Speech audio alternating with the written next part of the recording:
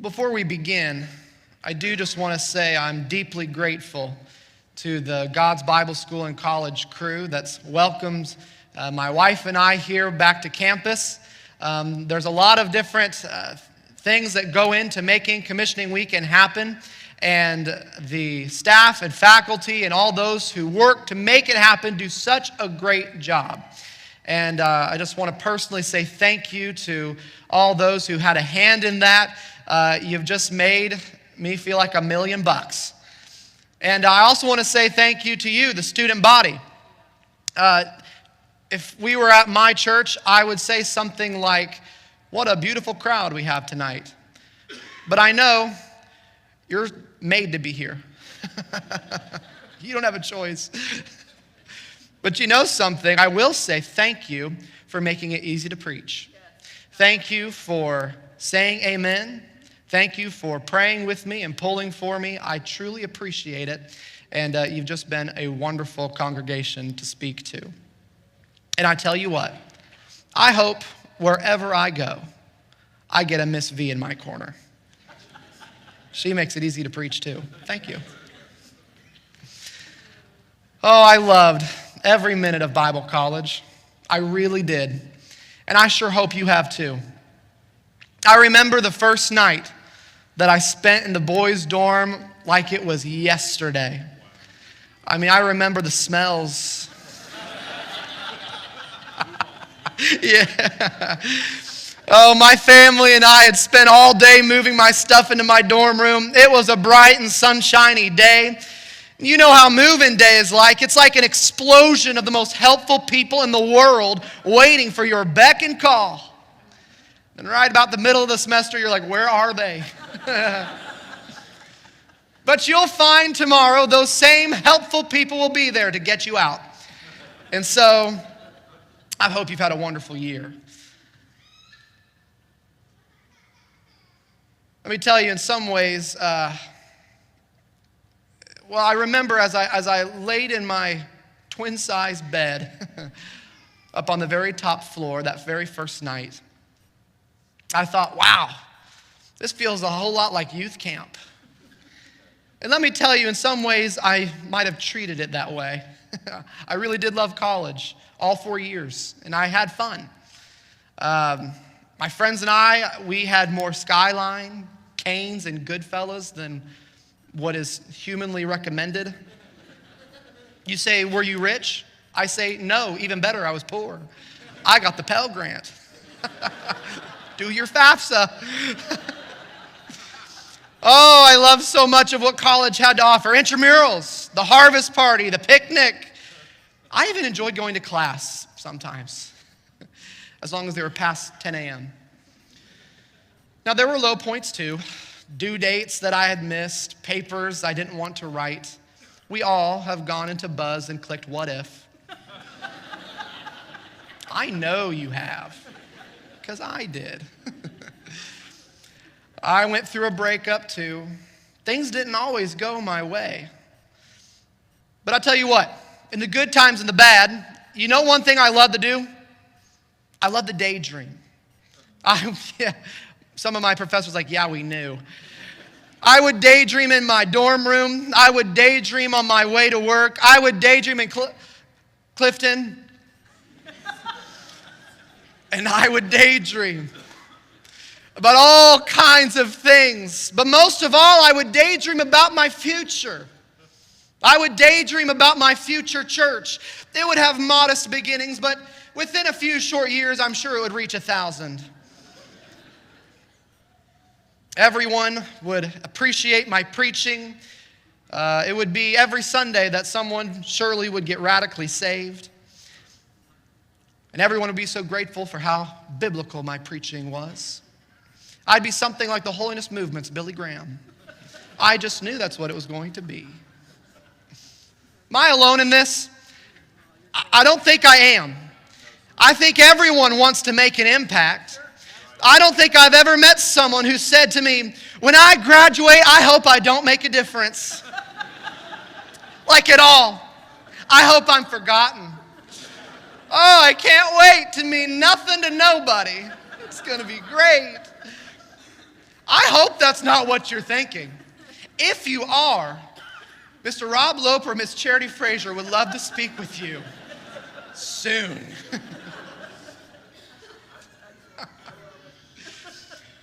But what if we weren't called to the spotlight? What if we weren't called to be the main act, but merely the opener to the main act? I want us to turn to Esther, where we won't be looking at the life of Esther, but at the life of Mordecai. Esther chapter 2, beginning our reading in verse 5. Esther chapter 2, reading verses 5 through 8 this evening. Esther 2.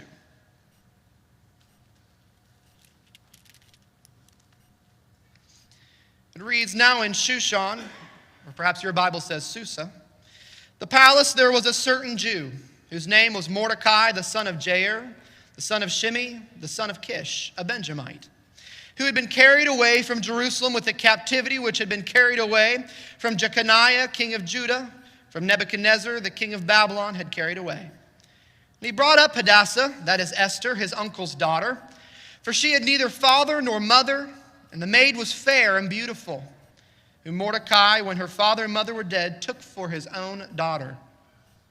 So it came to pass, when the king's commandment and his decree was heard, and when many maidens were gathered together unto Shushan the palace, to the custody of Hegai, that Esther was also brought also into the king's house, to the custody of Hegai, keeper of the women." We open the story with a little intro into the background of Mordecai and Esther. Mordecai was of the tribe of Benjamin, the smallest of the tribes of Israel. You remember why Benjamin was so small? In Judges 19 through 21, we read of the horrific event that took place in Gibeah. Sparing you the details, it resulted in the other 11 tribes attacking Benjamin. A civil war ensued, nearly annihilating the tribe, before the nation of Israel was finally reunited again. Its history was one of great sin and hardship, as well as pride. King Saul, the first king of Israel, was from the tribe of Benjamin. The Apostle Paul, also of the tribe of Benjamin. And so though Benjamin had its bright spots, it also had severe dark moments in its history that ultimately, if you ask me, left it to be unremarkable. Mordecai, he was the son of Jair, the son of Shimei, the son of Kish. No one of particular note. Mordecai was in exile, not of the select few that were permitted to stay in the homeland of Israel. Mordecai had been placed in Shushan or Susa, the capital of Persia. And of course, what we all know him as, the loving, doting cousin of Queen Esther. After her parents died, he became her guardian and truly was a father to her. And this is what we know about Mordecai. Born in an unremarkable tribe, of an unremarkable family line, placed in a city he no doubt would not have chosen, caring for a child that wasn't even his. I could think of a better origin story, don't you? But Mordecai can teach us something about how we can become conduit Christians. A conduit is a tube or a trough to transport water from one place to another. There are other kinds of conduits, but that's the kind I want to focus on. You don't typically see the conduit. You never interact with the conduit, and yet you feel its effects every day.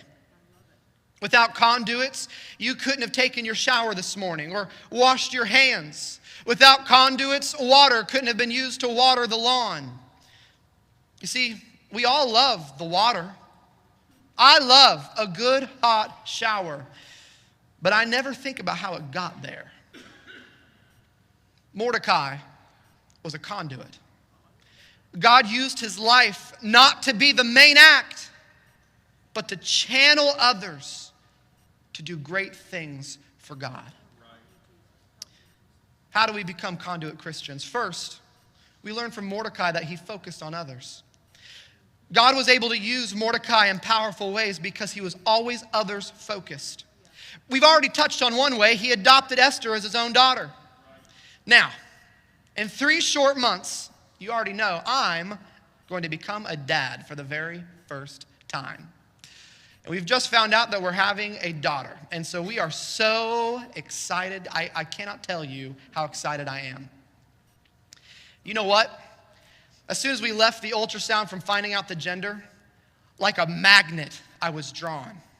Like a mosquito to light. I made a beeline to Target.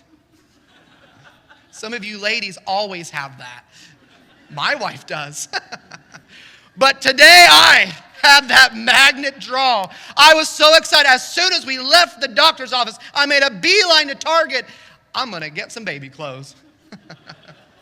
I don't care. I was excited. And let me tell you, we went through all the different, little dresses that we could get, and pink and green and yellow and whatever. And my wife had something that she liked, and I had another thing. And so I remember Kara said, well, which one should we choose? I said, what do you mean? We're getting both. I don't care. I'm excited. You know what? I'm so excited even for the tea parties. I am. I'm excited for my little girl to do weird and crazy things with my hair. I know those aren't the most manly things in the world. I don't care. I'm excited. There's so many awesome things about having kids and starting a new chapter in life. But you know one slight snag? And this is the truth. I'm terrified of holding babies. Always have been. They're so small and delicate. I feel like one wrong move and I could just,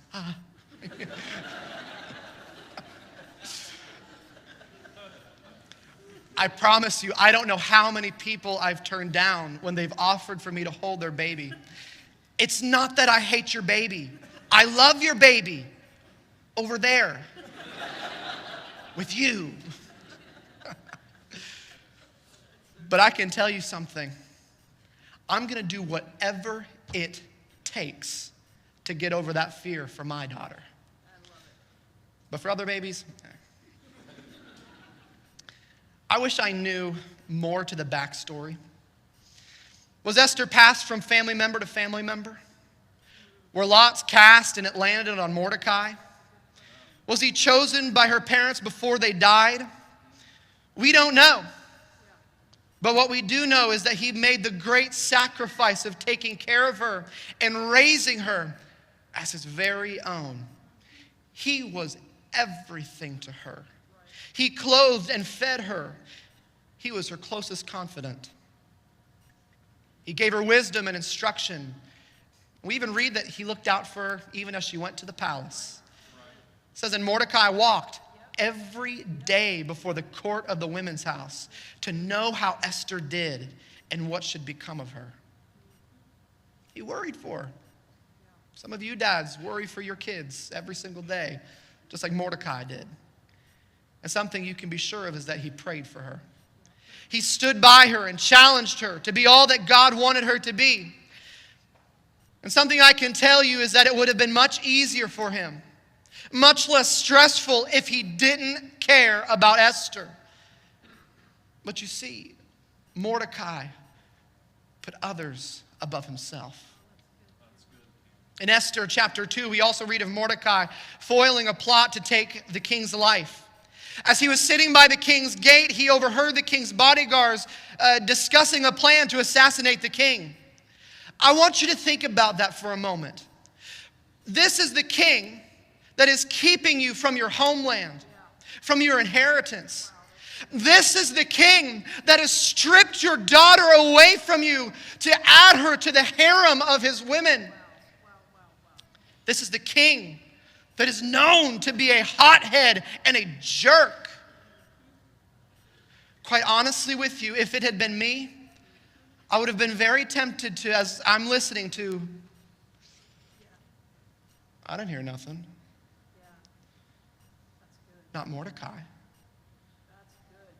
He immediately made his way to Esther so she could warn the king.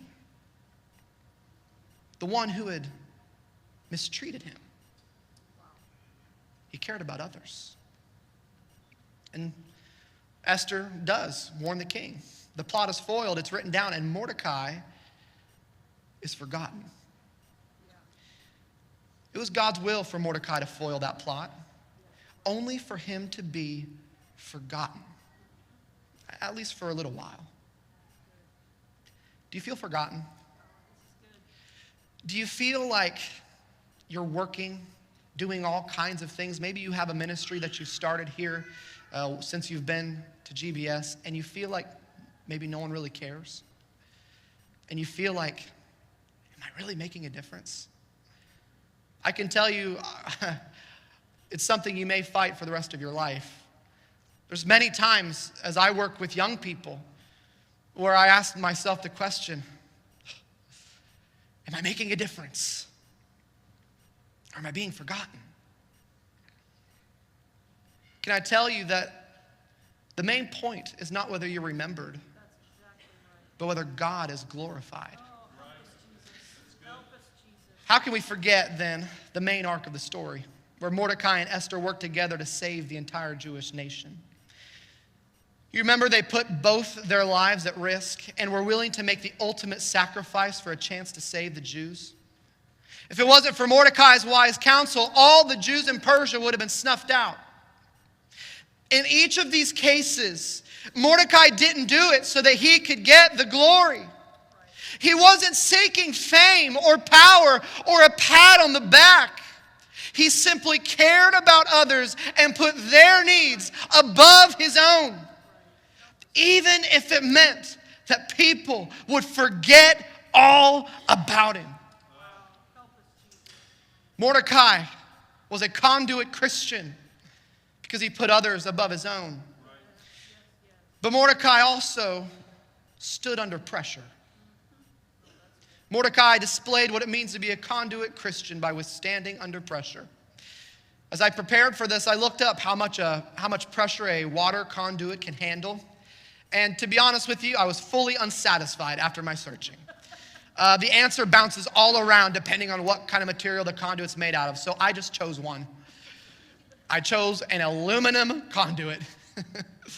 An aluminum conduit can withstand up to 300 MPa. I know, right? Isn't that crazy? Don't act like that means something to you. It didn't to me.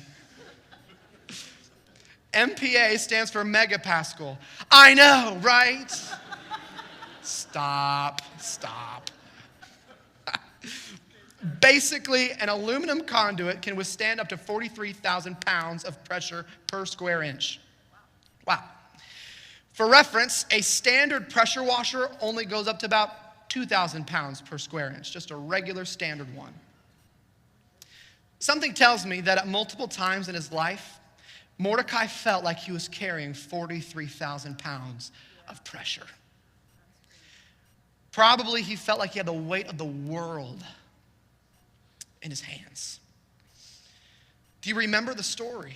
Mordecai foils this big plot against the king, and in the very next chapter, you're expecting something good to happen to him, but nothing comes.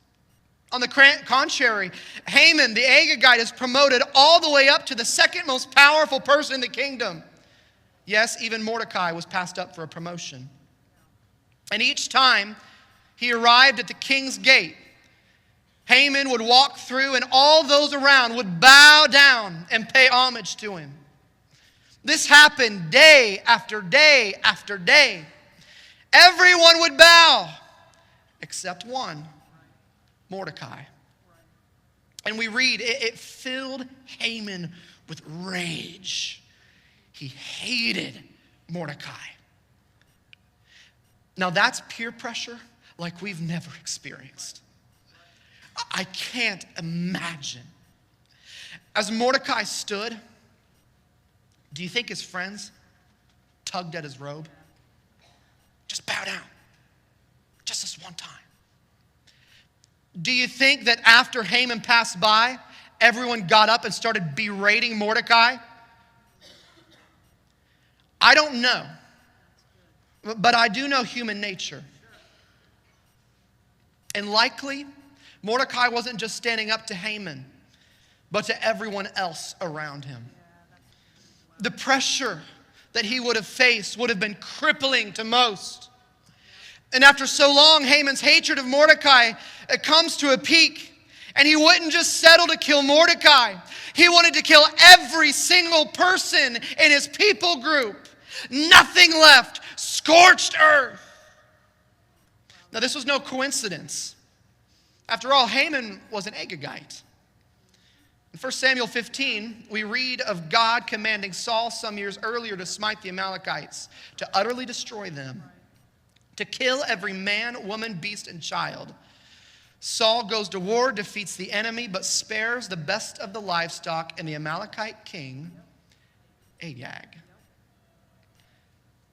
One quick note. Can I just say that God knows best?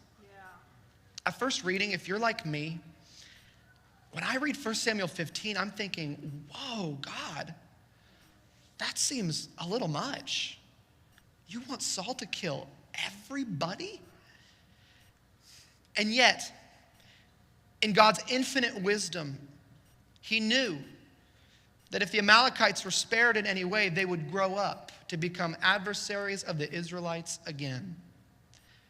And here we have Haman, a descendant of the Amalekites, plotting to kill the Jews in their most vulnerable state as exiles. God knows best, even when we don't understand. Anyway, in the face of this ancient foe, in the face of death, in the face of social rejection, Mordecai stands firm.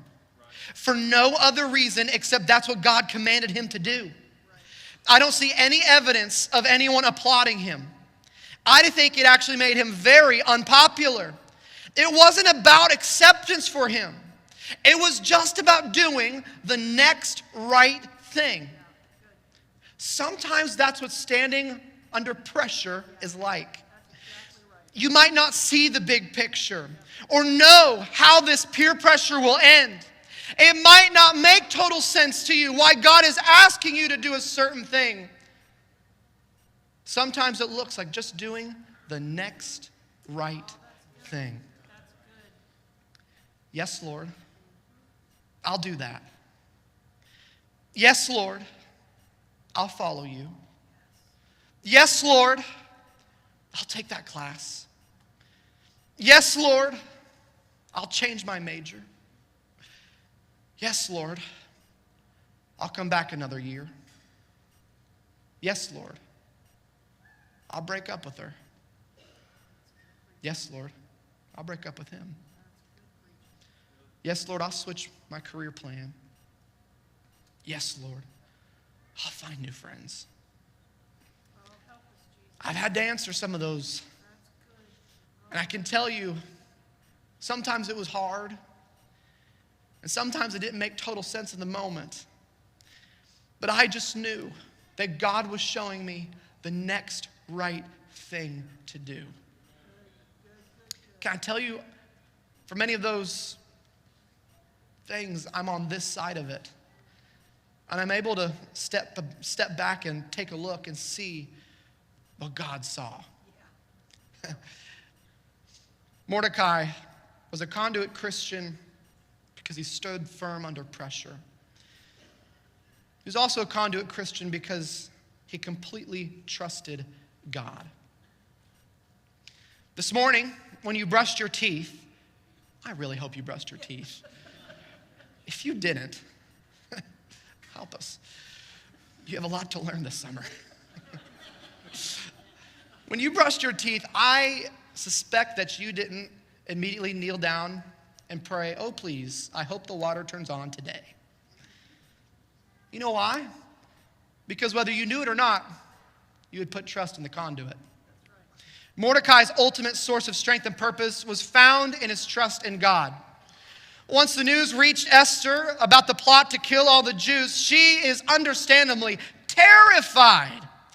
Here she is living in a palace, surrounded by people that she truly just met. And now her new husband signs a decree to kill everyone she loves and her. Man, That's a lot of pressure on her shoulders. And not a soul knew that she was a Jew herself. She's kept that secret this whole time, but what is she to do? And so she asked the person that she trusts more than anyone else in the world. She goes to Mordecai. In chapter 4, verse 13, we read her talking. Then Mordecai commanded to Esther, think not with thyself that thou shalt escape in the king's house more than all the Jews. For if thou altogether holdest thy peace at this time, then shall their enlargement and deliverance arise to the Jews from another place. But thou and thy father's house shall be destroyed, and who knoweth whether thou art come to the kingdom for such a time as this? I love what Mordecai says here. If you keep silent, then deliverance will come from another place. That is faith. Mordecai believed with all his heart the promises that God had given the people of Israel. I don't know, but do you think the words of Jeremiah rung out in his mind?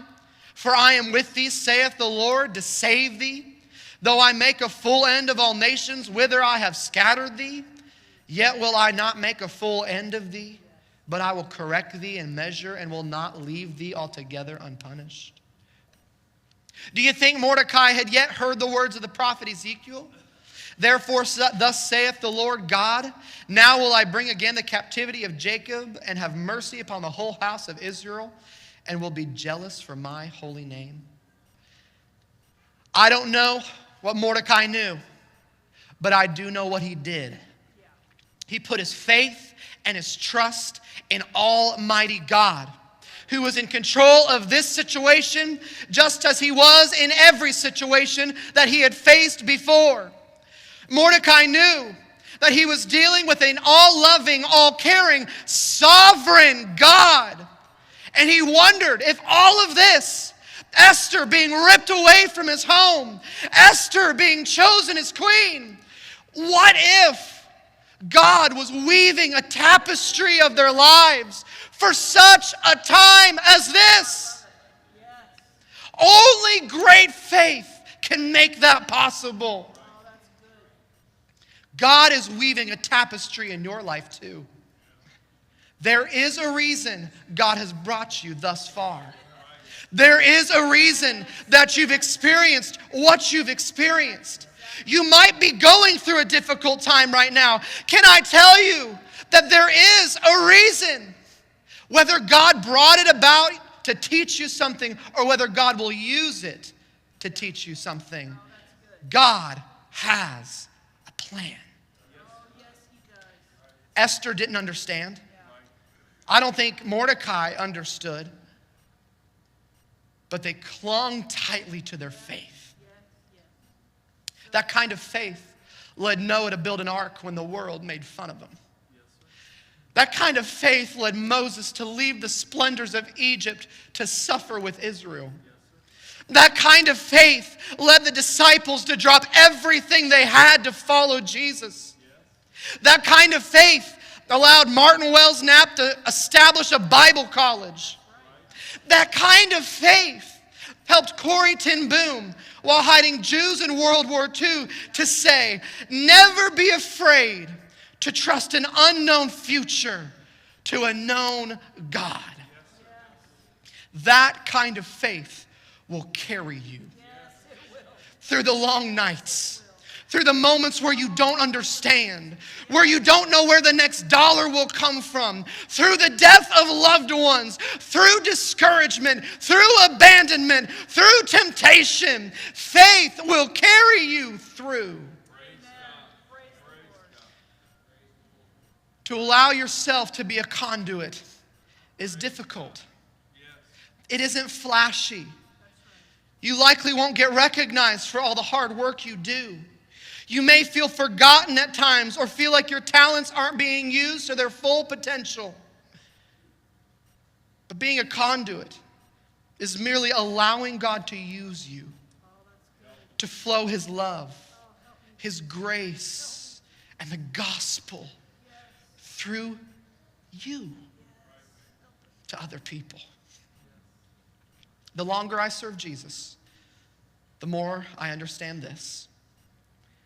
He's not worried about finding the next Billy Graham. His primary concern is not that you have a church with 1,000 people. He's not wringing his hands that you may not get all the glory.